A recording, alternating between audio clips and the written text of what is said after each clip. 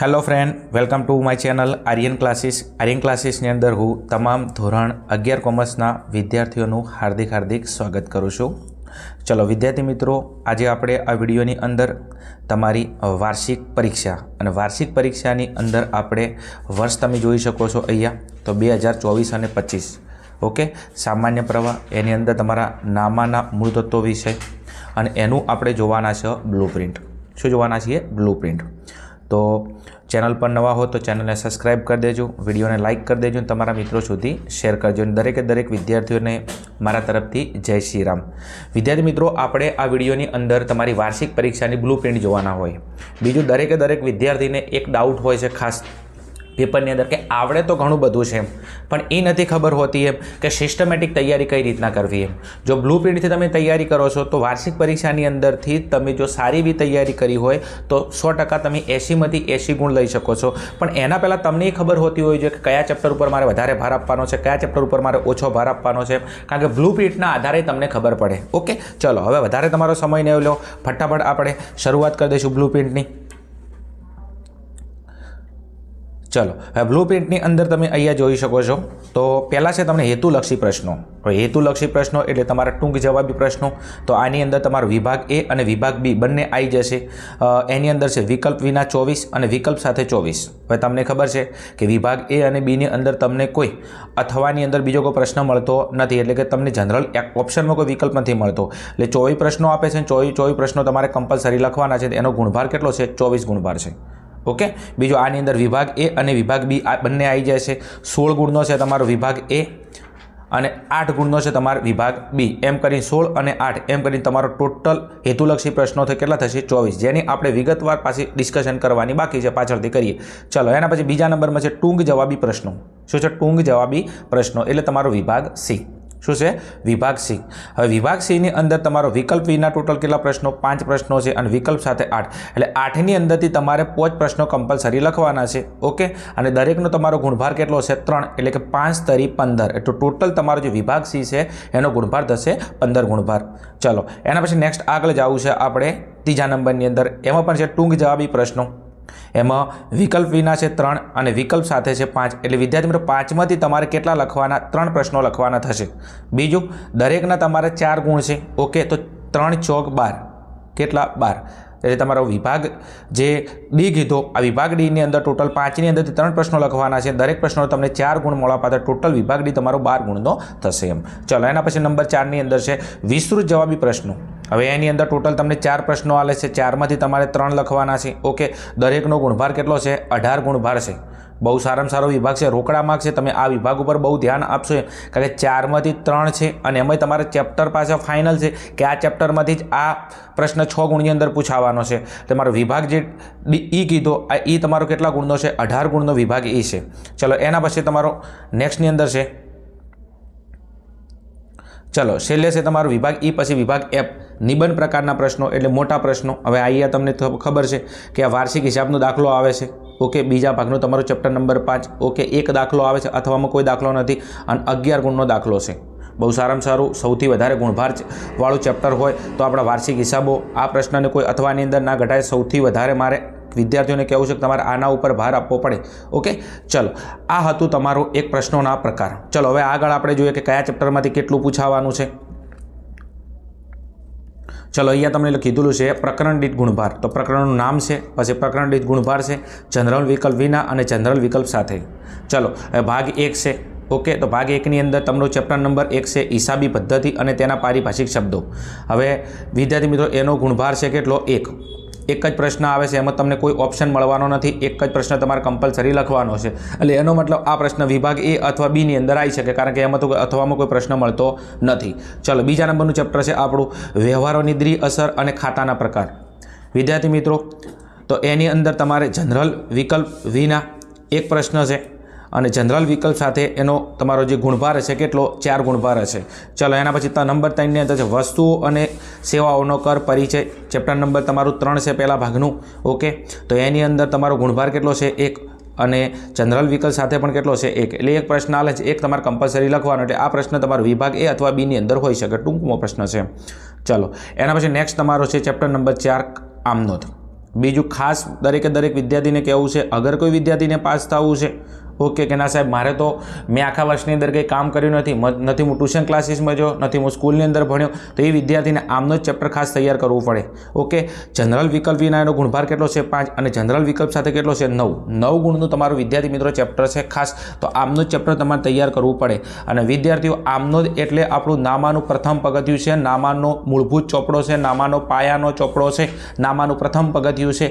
આમનું જ આવડે તો તમને એકાઉન્ટ આવડે, બાકી એકાઉન્ટ તમને આવડે નહીં. ચલો એના પછી નેક્સ્ટ ચેપ્ટર નંબર આગળ જવું છે 5ની અંદર. જો ચેપ્ટર નંબર 5 છે હિસાબી સમીકરણ અને ધંધાના વ્યવહારો. તો અહીંયા તમે જુઓ છો જનરલ વિકલ્પ વિના 2 અને જનરલ વિકલ્પ સાથે 2 ઓકે. એટલે એક જ પ્રશ્ન તમને આલે છે 2 ગુણની અંદર, તમને અથવામાં કોઈ પ્રશ્ન મળતો નથી. ચલો ચેપ્ટર નંબર 6 છે પેટા નોંધો. કયું છે પેટા નોંધો. પેટા નોંધોની અંદર જનરલ વિકલ્પ વિના ગુણભાર છે 3 અને જનરલ વિકલ્પ સાથે છે 9. વિદ્યાર્થી મિત્રો ખાસ આ ચેપ્ટર પણ તમારે કરી જ લેવરાય.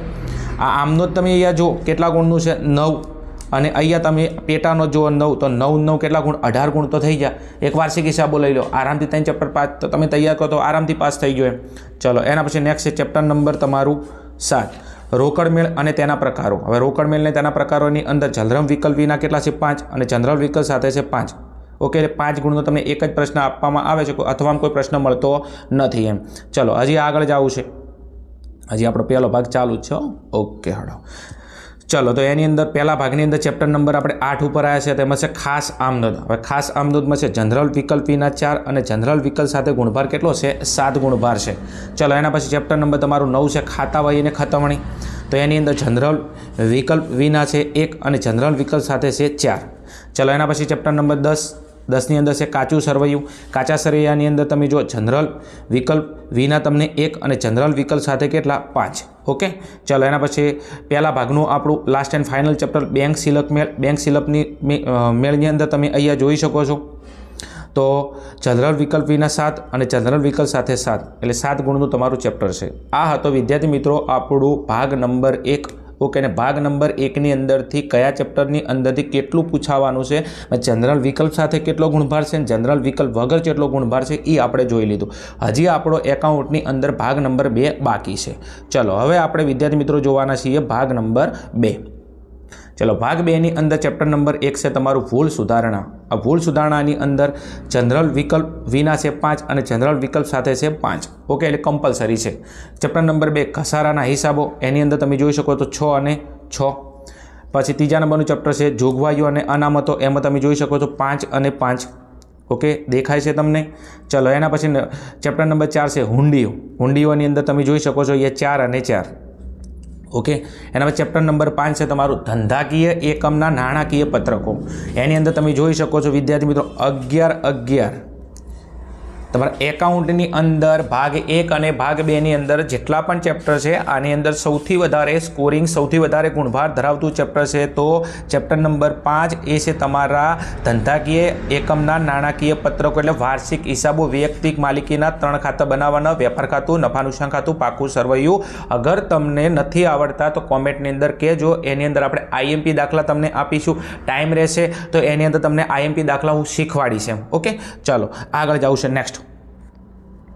એના પછી નેક્સ્ટ છે આપણું ચેપ્ટર નંબર 6. ચેપ્ટર નંબર 6માં છે હિસાબી પદ્ધતિની પ્રણાલિકાઓ, ધારણાઓ, ખ્યાલો અને સિદ્ધાંતો.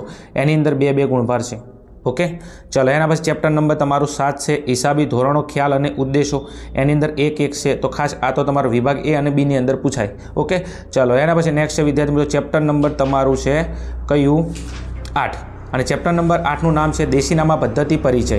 તો એની અંદર છે 4 અને 4 કેટલા છે 4 અને 4. ચેપ્ટર નંબર 9 છે તમારું બિન વેપારી સંસ્થાના હિસાબો. તો એની અંદર વિદ્યાર્થી મિત્રો ગુણભાર જોઈ શકો, સારામાં સારો ગુણભાર છે. તો એની અંદર તમે જોઈ શકો છો 7 અને 7 બહુ સારામાં સારું છે. 7 ગુણભાર છે. એટલે આમાંથી એક 6 ગુણનો દાખલો આવવાનો છે અને એક તમારો MCQ અથવા વિભાગ Bની અંદર ટૂંક જવાબી પ્રશ્ન આવવાનો છે. ચાલો આપણે ચેપ્ટર નંબર 10માં છે અપૂર્ણ માહિતી પરથી હિસાબો તૈયાર કરવા ઓકે. તો એની અંદર તમારો ગુણભાર છે 2 અને 2. અને લાસ્ટ એન્ડ ફાઇનલ આપણું ચેપ્ટર છે ચેપ્ટર નંબર 11 હિસાબી પદ્ધતિ અને કોમ્પ્યુટર. એની અંદર છે 2 અને 2 એટલે વિભાગ A અને Bની અંદર એક પ્રશ્ન પૂછાશે. એક આવશે વિભાગ A અને એક આવશે વિભાગ Bમાં. એમ કરી અને વિદ્યાર્થી મિત્રો ટોટલ આપણો જનરલ વિકલ્પ વગર છે કેટલો 80 ગુણભાર છે, જનરલ વિકલ્પ સાથે 103, એટલે 103 માર્ક્સનું જે પેપર આવે છે એની અંદરથી આપણે 80 માર્ક્સનું જે તમને ફાવે છે એ પેપર તમારે લખવાનું થશે. ચલો વિદ્યાર્થી મિત્રો, આ હતું આપણે કયા ચેપ્ટરની અંદરથી કેટલો ગુણભાર પૂછાવાનો છે એની વાત કરી છે. હવે આપણે જોઈએ કે વિભાગ એ તમારો કેટલા માર્ક્સનો આવવાનો છે, કયા પ્રશ્નથી ક્યાં સુધી આવવાનું છે. ઓકે, દરેકે દરેક વસ્તુ હવે જોઈએ આપણે.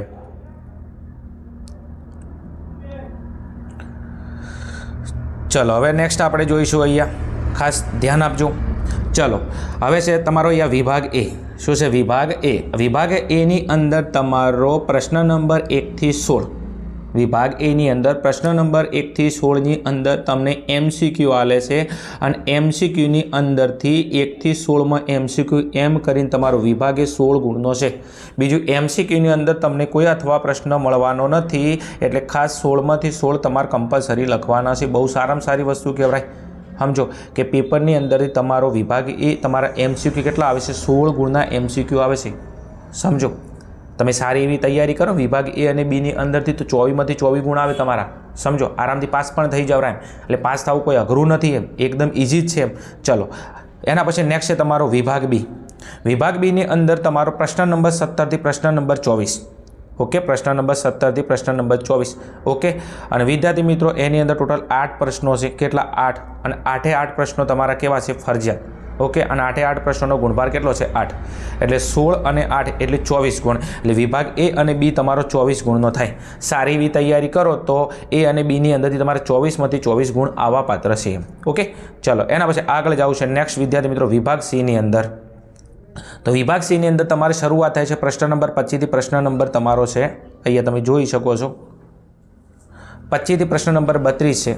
ઓકે, અને એની અંદર દરેક પ્રશ્નના તમને 3 ગુણ મળવા પાત્ર છે. કેટલા? 3 ગુણ મળવા પાત્ર છે. ટોટલ 8 પ્રશ્નો આપશે અને 8માંથી તમારે 5 પ્રશ્નો લખવાના છે અને 5 તરી તમારો 15 ગુણનો છે વિભાગ સી. એટલે વિભાગ સી ટોટલ તમારો કેટલો છે? 15 ગુણનો છે. પ્રશ્ન નંબર 25 થી પ્રશ્ન નંબર 32ની અંદર તમારો વિભાગ સી છે. ઓકે, વિડીયો થોડો મોટો થશે કારણ કે અહીંયા તમે જોઈ શકો છો આપણે ચેપ્ટર વધારે છે, સિલેબસ આપણો બહુ લોંગ છે, એટલા માટે વિડીયો થોડો મોટો થશે એમ. ચલો આગળ જવું છે નેક્સ્ટ. એના પછી વિભાગ ડીની અંદર. તો વિભાગ ડીની અંદર તમારી સ્ટાર્ટિંગ થાય છે પ્રશ્ન નંબર 33 થી પ્રશ્ન નંબર 37.